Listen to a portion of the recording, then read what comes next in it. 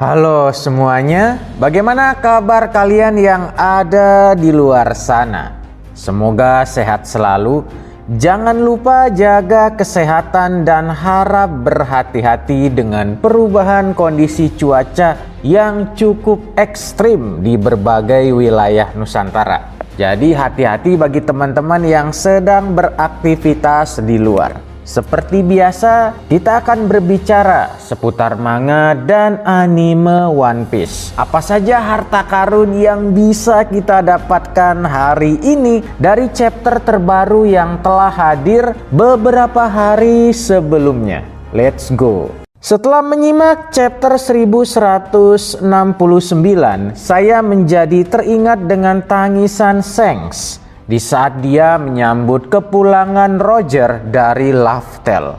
Tampaknya tangisan ini mencerminkan dua fase emosi yang sangat kontras. Awalnya tangisan tersebut mungkin merupakan luapan kebahagiaan. Shanks mendengar sendiri dari penuturan Roger tentang kebenaran sejati di Laftel. Siapakah itu Joy Boy, hakikat One Piece, dan rahasia Will of D. Meski situasi saat itu tidak mengizinkan mereka untuk bertindak, tetapi informasi yang sangat berharga ini memberikan motivasi besar bagi Shanks untuk memulai petualangannya sendiri. Namun tiba-tiba suasana hati Shanks berubah drastis ketika Roger menceritakan asal-usulnya. Roger mengungkapkan bahwa Shanks ditemukan di dalam peti harta karun setelah insiden God Valley hampir berakhir. Roger memberi petunjuk bahwa Shanks bukanlah orang biasa.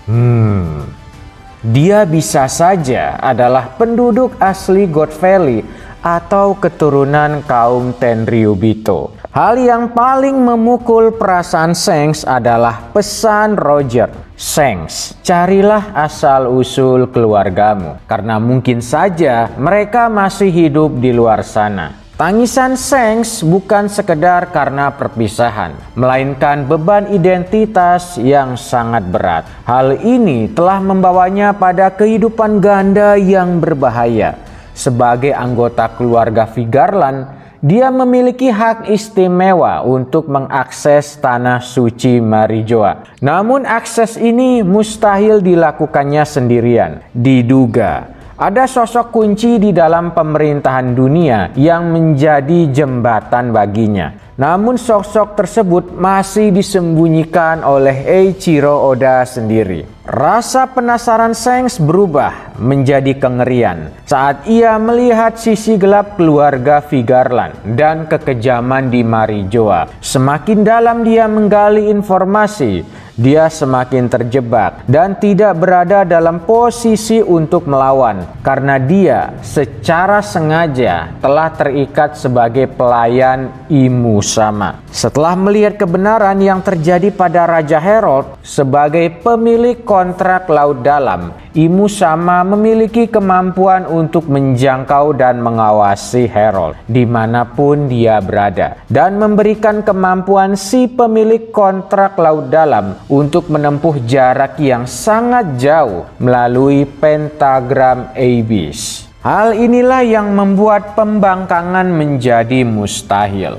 Walaupun posisi kontrak Shanks berada lebih rendah, tidak berarti Shanks berada di posisi yang aman, terutama setelah kemunculannya bersama Scooper Gaban di Istana Aurus. Shanks secara resmi dianggap sebagai pengkhianat. Meskipun posisinya terjepit, Shanks tetap bergerak mencari cara untuk membebaskan dirinya dari belenggu Imusama. Jawaban itu tertuju kepada karakter yang ditakdirkan akan meneruskan tekad Roger dan mewarisi keinginan Joy Boy. Namun yang pasti sosok itu bukanlah Portgas DS. Seperti peringatan Gaban, manusia lahir dengan garis takdirnya sendiri. Takdir baru dimulai saat seseorang mengalami pahitnya kehidupan. Darah sang raja bajak laut bukanlah jaminan seseorang akan mewarisi ambisi ayahnya. Namun sebelum Shanks menemukan siapakah karakter tersebut, kita dikejutkan oleh wasiat terakhir Raja Herald. Beliau memerintahkan tetua Jarul untuk memastikan Loki memakan buah iblis legendaris milik rahasia kerajaan. Konon katanya, buah itu adalah satu-satunya kekuatan yang mampu menandingi kontrak suci laut dalam yang membelenggu jiwa Herald. Namun saat Loki bersiap memikul beban sebagai raja baru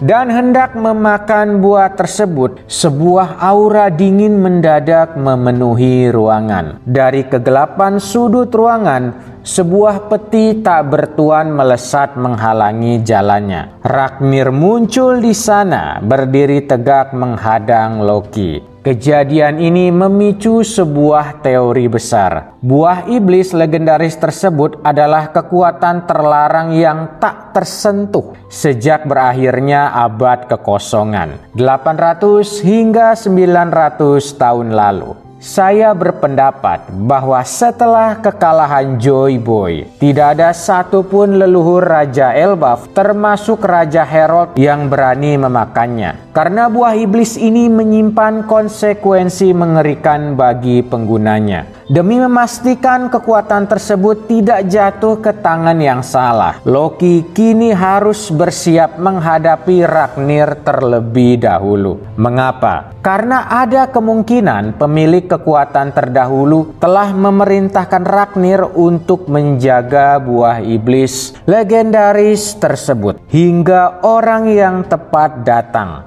Menariknya, saya teringat kepada Davide Sebek. Dia pernah berujar, ada 2 buah iblis yang aku cari. Tetapi Sebek tidak pernah menemukan salah satunya. Sebek berasumsi salah satu dari buah iblis tersebut berada di Elbaf. Namun, kekuatan sejati atau awakening dari buah ini kabarnya hanya bisa bangkit jika dimakan oleh garis keturunan sejati kesatria Elbaf seperti Herald. Ini mengindikasikan bahwa Raja Herald telah membuktikan dirinya layak dengan menundukkan Ragnir di masa lalu. Kini ujian yang sama jatuh ke tangan Loki. Apakah Loki benar-benar seorang kesatria pilihan? Detik-detik menuju kematian Raja Herald, kita mulai disuguhkan kebenaran cerita. Loki, sang pangeran terkutuk dari negeri raksasa, ternyata melakukan segalanya demi mendapatkan buah iblis legendaris, agar dia bisa menyelesaikan perintah terakhir sang raja, yaitu membunuh ayahnya sendiri untuk membersihkan nama baiknya dan dianggap pahlawan oleh rakyat Elbaf. Herald ingin mati demi menutupi rasa malunya sebagai raja. Tetapi menariknya, mungkin Loki memiliki rencana lain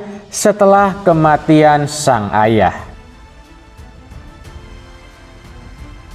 Bagi Loki, semua perjuangan dan mimpi besar ayahnya hanyalah kebohongan belaka. Di hatinya kini hanya ada satu tujuan, menuntut balas kematian sang ayah kepada pemerintah dunia. Namun sayangnya kebencian Loki telah membutakan hati nuraninya. Baginya, tidak ada bedanya antara warga sipil, pemerintah dunia, ataupun angkatan laut. Dia memandang dunia luar dengan sinis. Para raja dunia bawah sekalipun dianggapnya adalah pengecut karena mereka semua berlutut di bawah kaki penguasa tanah suci Marijoa. Hanya Sebek dan pengikutnya lah yang dia hormati. Berbekal kekuatan buah iblis legendaris dan dentuman peti Ragnir, Loki bersiap mengguncang tatanan dunia dengan keputusasaan. Keputusan gegabah ini jelas ditentang keras oleh Shanks. Menurut Shanks, ambisi Loki justru mengkhianati dunia impian yang telah dibangun oleh Herald. Dengan sabar, Shanks membujuk Loki untuk menunggu sosok yang ditakdirkan oleh Joy Boy dan sang pewaris tekad Roger. Shanks memperingatkan satu hal, Sekuat apapun Loki, dia belum siap menandingi para Holy Knights. Apalagi melenyapkan kekuatan sihir kuno milik Imusama yang masih misterius. Sayangnya Loki bukanlah pendengar yang baik. Dengan angkuh Loki turun ke dunia luar dan menyatakan dirinya sebagai dewa matahari Nika. Bukannya membawa keselamatan, dia justru membawa petaka. Amukannya meluluh lantakkan pulau-pulau tak berpenghuni, melukai penduduk tak berdosa, dan menghancurkan armada angkatan laut. Melihat kehancuran yang diakibatkan oleh pangeran mereka sendiri, Hajrudin dan Tetua Jarul merasa tak berdaya.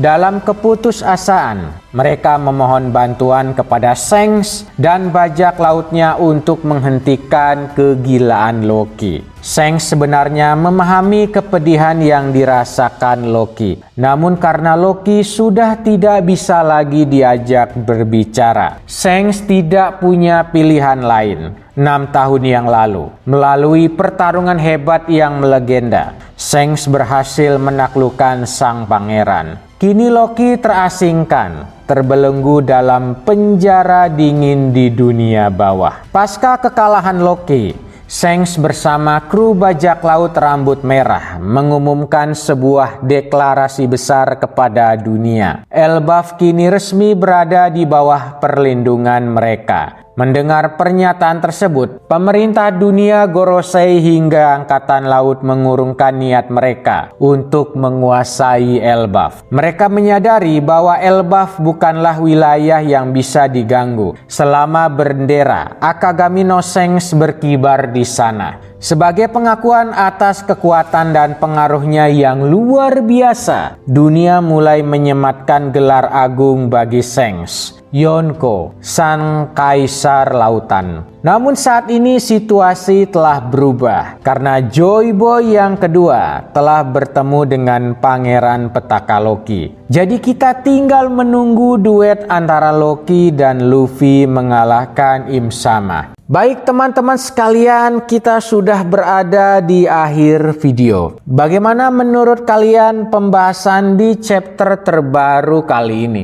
Semoga menghibur dan semoga kalian terpuaskan. Sampai bertemu di episode baru selanjutnya. Saya Bang Ilham, saya pamit dan sampai berjumpa kembali.